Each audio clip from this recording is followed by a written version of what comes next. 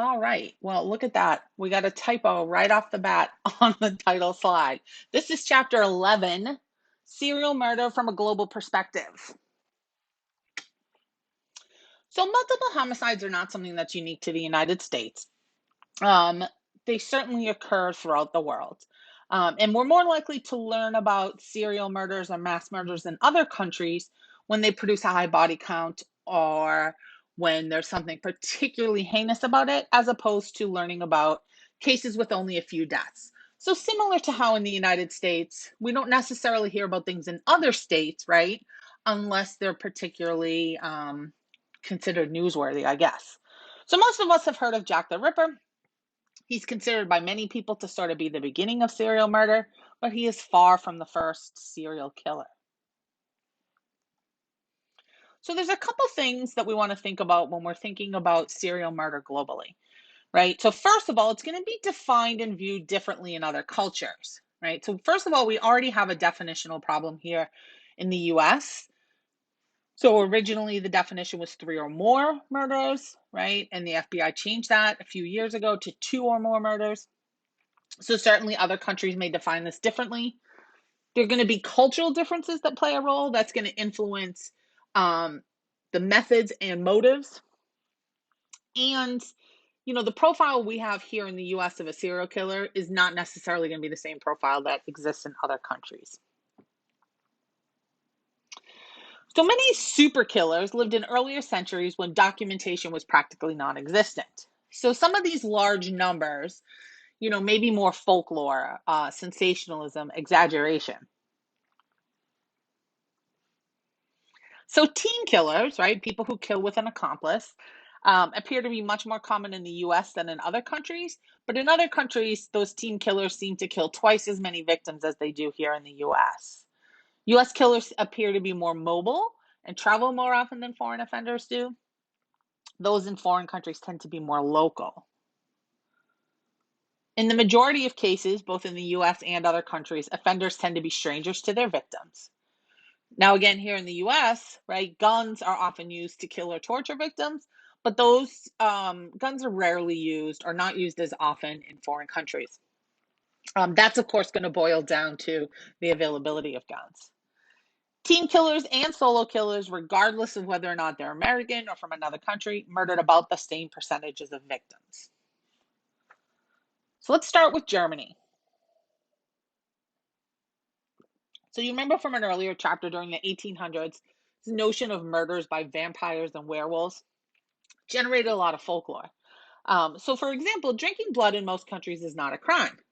However, those who do so, right, who have this paraphilia, may often participate in other paraphilias that do make them dangerous. So, a true, and let's try to pronounce this word, hematologniac is a fantasy driven psychopath and is very dangerous. And this behavior is often rooted in severe childhood abuse. Now, the child may have engaged in auto vampirism, tasting their own blood, and that act is often sexualized and reinforced through masturbation.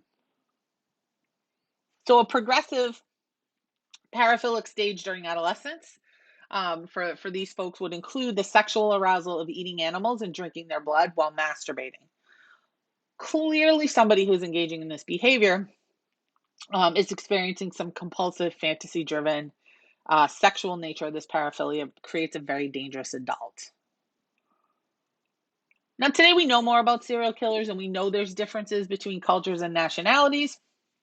And the German police did a study. They found that nearly 10% of all homicides that resulted from robberies and sex offenses were committed by serial killers. And when they looked at all cases of serial murder between 1945 and 1955, and they're using that definition of 3 or more victims, they found 54 male serial killers and 7 female serial killers.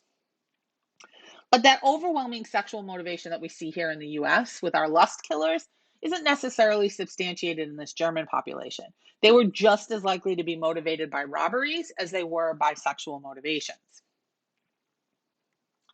So they have investigators there that are using the BI class system, which was developed in Canada.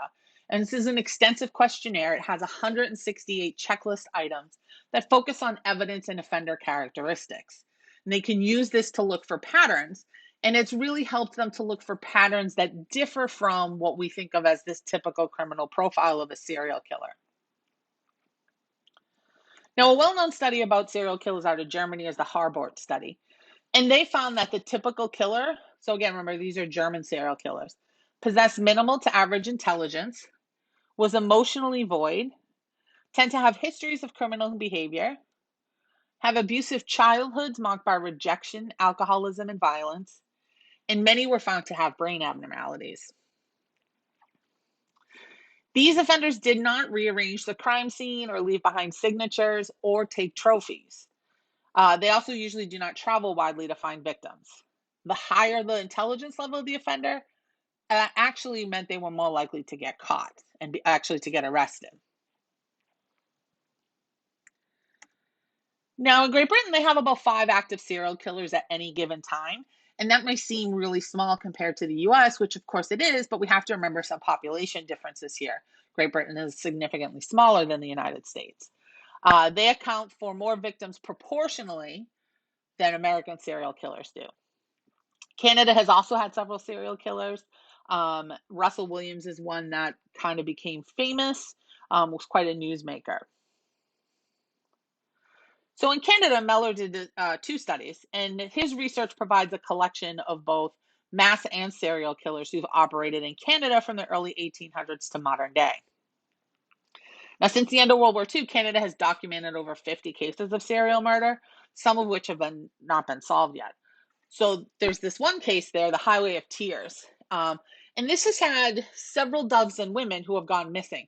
Some of them prostitutes, some of them college students, some of them other women, over this 2-lane highway that runs from Prince Rupert, British Columbia to Prince George, British Columbia, and then on to Edmonton, Alberta. Now, as far as Russia goes, for many years, when it was the Soviet Union, they did not allow any information about serial killers to become public knowledge. But since the collapse of the Soviet Empire, they have provided some information. Now, there's a horrific case out of there, Andrei Chikatilo, and he's an excellent example of what happens when the press and law enforcement are silent. So there were a lot of victims for a period of time in Russia where they became victims because they didn't even know there was a predator in their midst. Now, sometimes we don't know this because the police don't even know it, right? They haven't made connections between cases that are related. But sometimes the police know and don't share that information. And so this offender was consumed with the destruction of children and adolescents. And he was very similar to, our typical American serial killer. Low self-esteem, lots of anger and hate, and he acted out his paraphilic fantasies on vulnerable youth. Now, the Gorby study looks at a whole bunch of countries. So, Gorby looked at 300 serial killers, over 241 cases in 43 different countries. The US is not included in this. And it's between 1800 and 1995. And half of their cases came from 4 countries: the UK, Germany, South Africa, and Australia. Now, European countries represented a little over half, 57% of cases. Asian countries, 14%. North America, not including the US, Africa, and the Oceania countries were 8% each. And then South America, Central America, and the Middle East were 6%. Now, 9% of these offenders were transnational. They moved from one country to another. Now, the length of their serial murder cases range from less than a year to 37 years. About a third lasted less than a year, about a third more than 5 years, and a fifth more than 10 years. Females were about 25% of these killers, whereas in the US, they're only about 15%. They tend to use poisons, as we saw in the US as well, or withheld medical assistance.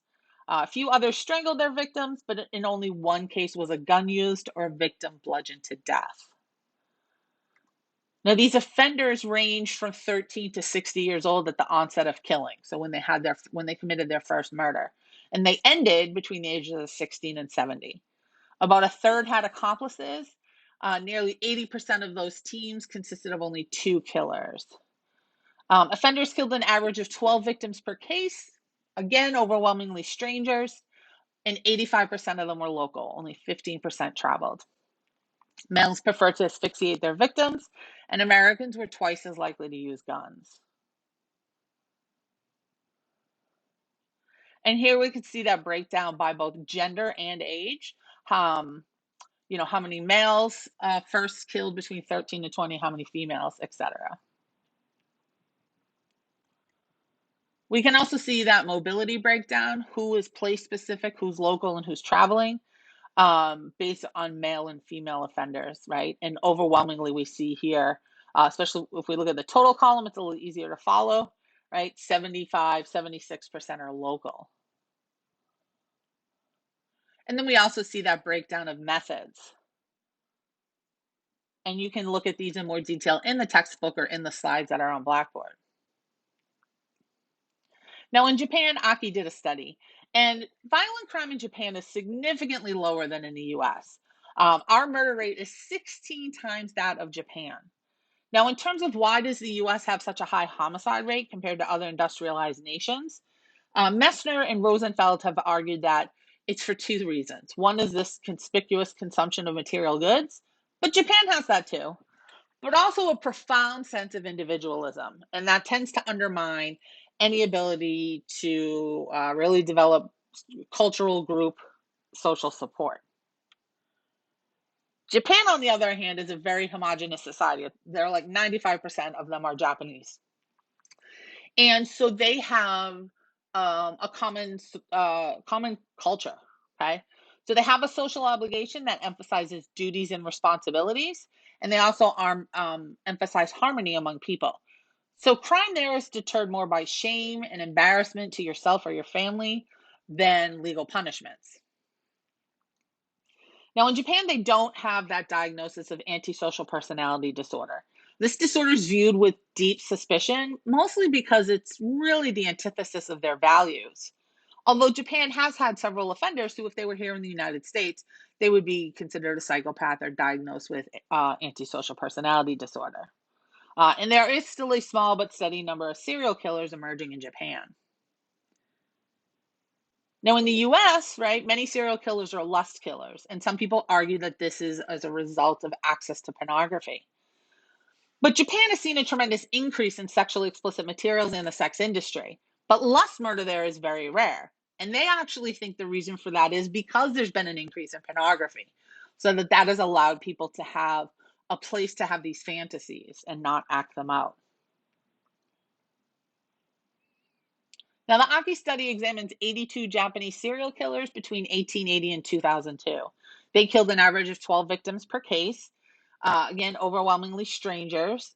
They lasted between 1 and 37 years, right? So far, pretty similar to that international study that we have. About half of all cases lasted less than a year. A third lasted 2 to 5 years, and 13% between 6 and 10 years. 41% are local killers, and about 50% travel to other cities. Their age of onset and age of desistance was also very similar to that international study. In Japan, female serial killers comprise about 18% of their serial killers. Again, mostly poisons. But 8 of the 64 female offenders committed filicide or infanticide, so they killed their own children. In one case, your textbook talks about there's a 41-year-old woman, and she's arrested because she suffocated 9 newborn babies over a 10-year period, all her children. And a search of her apartment revealed 9 mummified infants stored in plastic boxes. Now, in Japan, they also have team killers, although this is more common in the US than it is in Japan. About 44% of offenders had at least one accomplice. Sorry, Americans were more likely to kill alone. I just read that wrong. So about 44% of offenders had at least one accomplice, and that's only about 26% in the US. About 60% of the male offenders preferred to strangle or asphyxiate their victims, compared to 35% of offenders in the US. And American offenders are 5 times more likely to use firearms. Again, this has to do with access to firearms. 29% of Americans own a gun, but in other industrialized nations, no more than 7% own a gun. So 1 in 5 Japanese offenders did use a gun, but they were generally stolen from the police or US military base. Japanese are more likely to kill for financial gain than Americans are. Now let's pop over to South Africa, where the murder rate is 7 times that of the United States. Now, the South African Police Service is one of the few law enforcement agencies in the world that specifically offers training and psychological services. So I think it's 3 weeks. Every officer goes through training, and then there's other officers who go through additional training. So they have created the IPS, the Investigative Psychology Section. It's based in science and as a result has had a really great success rate in clearing cases of serial murder. They also assist in spree and mass murders, domestic murders, all kinds of other cases. Now, of their past 50 serial cases, 22 South African offenders murdered interracially, and some murders are rooted in culture, but have the appearance of a traditional killing. So in South Africa, they have these murders called Muti murders, okay? And there's 4 types of these, and they look like they are criminal mutilation, and they're done for different reasons. So defensive mutilation is done to dispose of a body and make it difficult to identify. Aggressive mutilation is done through rage killing. Offensive mutilation is typically seen in lust murders. These offenders have a necrophilic urge for post-mortem sexual activity.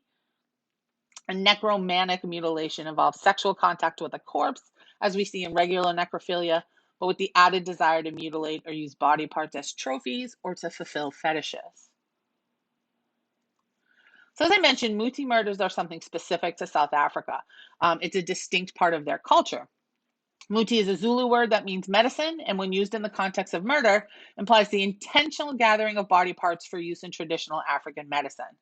These are not ritual murders per se in the sense of a sacrifice. So several people are involved in this, and the human body parts are removed from people while still alive are considered to be exceptionally powerful for making strong Muti. So first there's the client, the person who wants the body part. There's traditional healers and witches who will use the body part. There's the murderer, and then there's the victim. And your book tells us a little bit about different body parts and how they might be helpful. So some are used for luck, some are used to attract business, some are used for protection, some are used to silence a witness. And so it's important when we look at murders to figure out, at least in South Africa, right? Is this a ritualistic murder? Is it a Muti murder? Or is it something else? So while the aim of a sadistic murderer is to inflict many wounds prior to death, to cause suffering, the Muti murderer is functional. They're only inflicting wounds necessary to harvest the prescribed body parts.